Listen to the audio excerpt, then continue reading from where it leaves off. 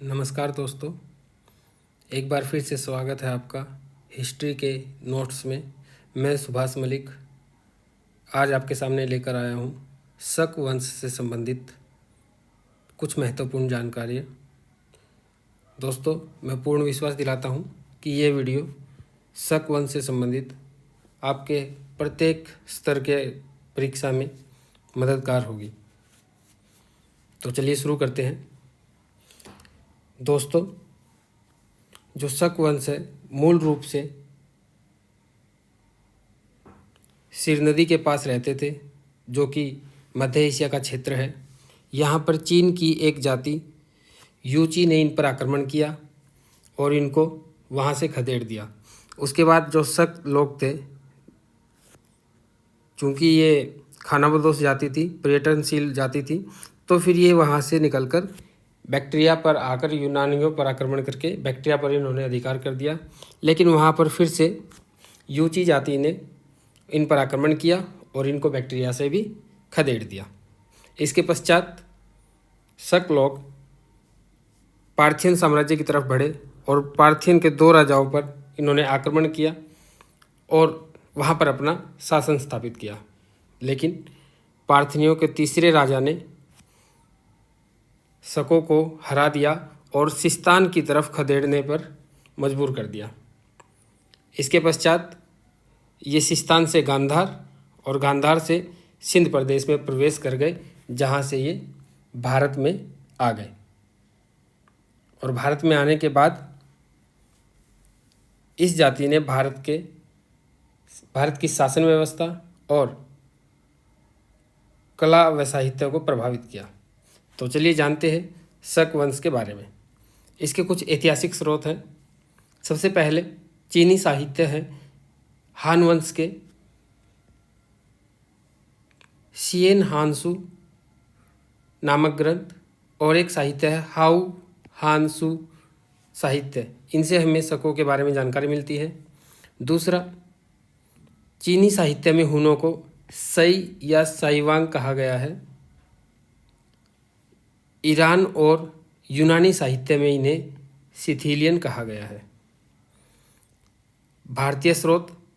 कुछ भारतीय स्रोत ऐसे हैं जहाँ से हमें शकों के बारे में जानकारी मिलती है, जिसमें सबसे प्रमुख है रुद्रदामन का गिरनार अभिलेख, जो कि जूनागढ़ से हमें मिला है 150 ईस्वी पूर्व, और अंधो अभिलेख जो कच्छ खाड़ी से प्राप्त हुआ है। इसके अतिरिक्त नासिक व जुन्नार शिलालेख भी शकों की जानकारी देते हैं। इसके अतिरिक्त पुराणों, महाकाव्यों, स्मृतियों और जैन ग्रंथों से भी शकों के बारे में जानकारी प्राप्त होती है।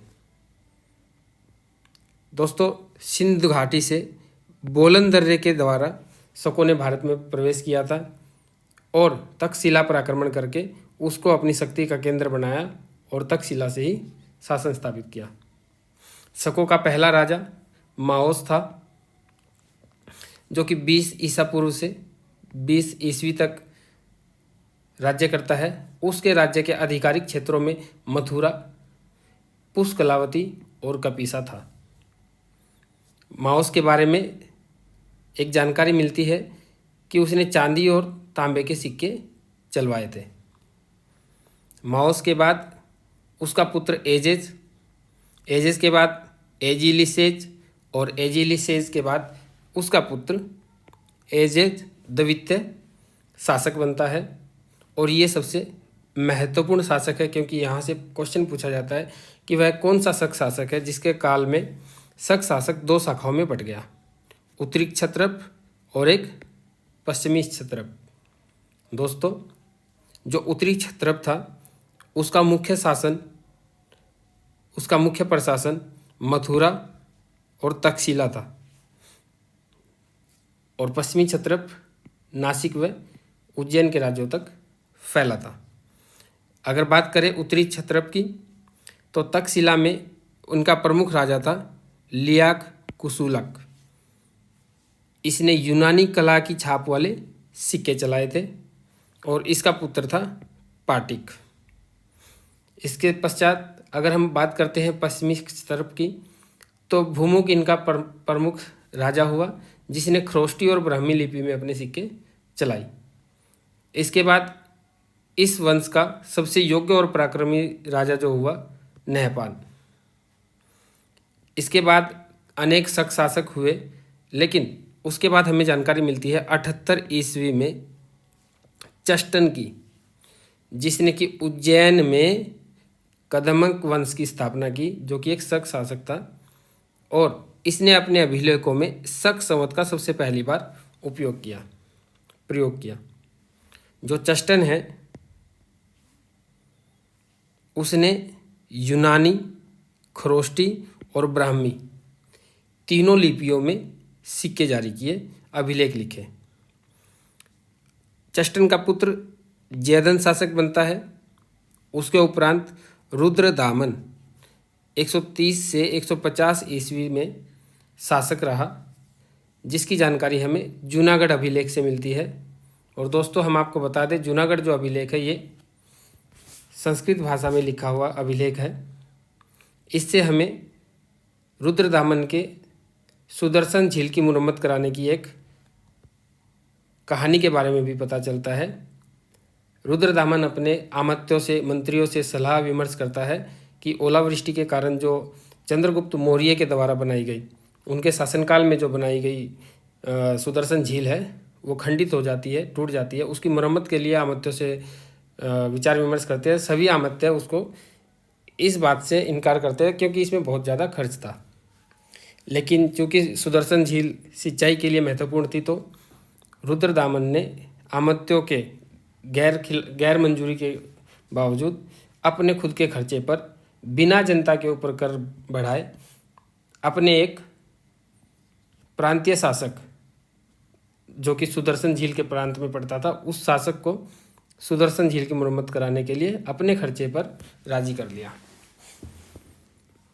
इसके बाद रुद्रदामन तृतीय अंतिम शासक होते हैं, जिसको कि चंद्रगुप्त द्वितीय पराजित करते हैं और शक शासक का पतन हो जाता है।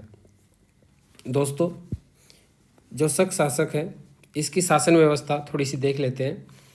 इनमें एक राजा होता था, मौर्य प्रशासन की तरह आमत्य भी थे, और आमत्य के लिए विभिन्न विभाग बांटे हुए थे, जिनमें प्रत्येक आमत्य उसका मुखिया होता था। साम्राज्य विभिन्न प्रांतों और क्षत्रपों में बटा हुआ था, जो आगे चलकर अधिष्ठान, आहार, जनपद और विषय में बटा हुआ था। प्रशासन की सबसे छोटी इकाई ग्राम थी। ग्राम प्रधान जो था, उत्तर भारत में उसको ग्रामीण और दक्षिण भारत में उसको मुलुक कहकर पुकारा जाता था। शक शासन व्यवस्था में कर व्यवस्था लागू थी, लेकिन वह कठोर नहीं थी। सभी शासक उदार और सहिष्णु थे। तो ये रही आज की शक शासन व्यवस्था से संबंधित हमारी वीडियो जानकारी। दोस्तों इस वीडियो में आज का प्रश्न बनता है, आपके लिए एक प्रश्न मैं दे रहा हूँ, इसका उत्तर आप मुझे कमेंट बॉक्स में करेंगे कि रुद्रदामन ने अपने प्रांतीय शासक, जिसको सुदर्शन झील की मरम्मत की जिम्मेदारी दी थी, उसका नाम क्या है?